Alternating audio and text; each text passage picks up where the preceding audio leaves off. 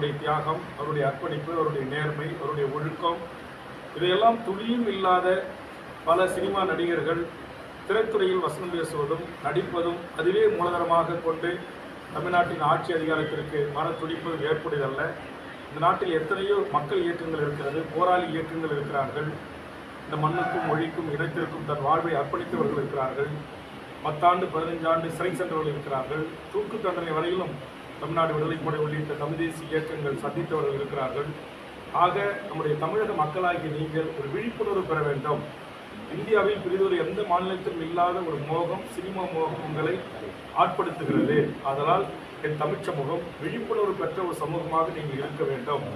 கலையை கலையாக பார்க்க வேண்டும், நடிகரை நடிகராக பார்க்க வேண்டும். அவருடைய சிறந்த படங்களை பாராட்டுங்கள், ஊக்குவியுங்கள். அதை தவிர்த்துவிட்டு பாலபிஷேகம் செய்வது, எத்தனையோ மருத்துவமனைகளில் 1 லிட்டர் பால் இல்லாமல் குழந்தைகள் அவஸ்தைப்படுறாங்க.